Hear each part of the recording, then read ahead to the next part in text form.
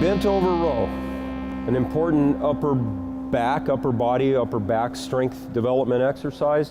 And it's all about getting your shoulders set properly. So proper shoulder engagement for this involves, it's really the same set, the same torque in the shoulders that we use for doing a push-up, for dips too, for that matter. But go ahead and stick your arms up, Jim. We need to start here with a really big aggressive pull of the shoulders back and down toward the hips, right?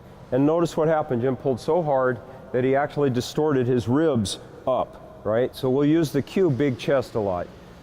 Look at that set again, pulling his shoulders down hard.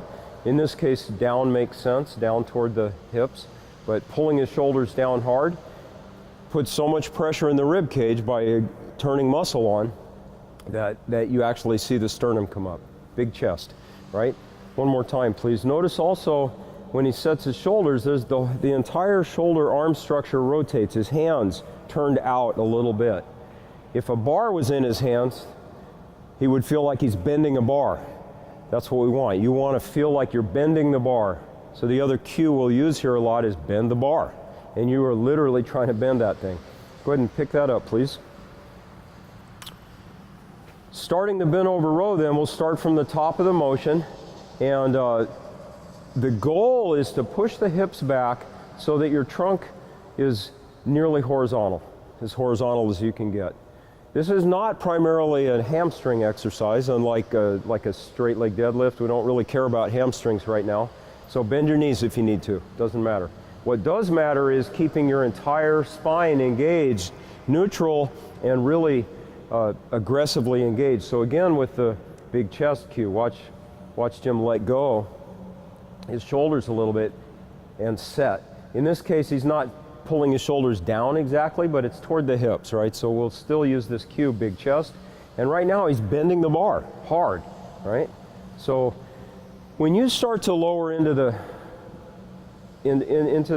bent over row, a lot of people can't make it down far enough to begin with. Your hamstrings are too tight, or you're not good at engaging your back, so you may get stuck partway down like this.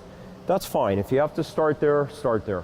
What we don't want to compromise is neutral spine, right? You have to keep your back engaged. This is a miserable failure. Stay away from that, right? And again, it's fine to bend your knees a little bit to get your hamstrings out of the way. There's a limit. If you have to bend your knees a lot, then your knees are still going to get in the way. So just do the best you can here. Now, big chest, bend the bar, and keep that bending pressure on the bar as you row the bar up and back, right? So go ahead and do a few of those, please. And notice the line of pull is not perfectly straight up. Exaggerate that, please. So reach out at the bottom a little bit, and now pull up and back. There you go. Good. Up and back. Notice the line of pull is a little bit at an angle. Up and back. It feels maybe almost like you're pulling back toward your belly button a little bit. And the big emphasis at the top of the motion is squeezing the shoulder blades hard, and pulling that bar up into your ribs hard.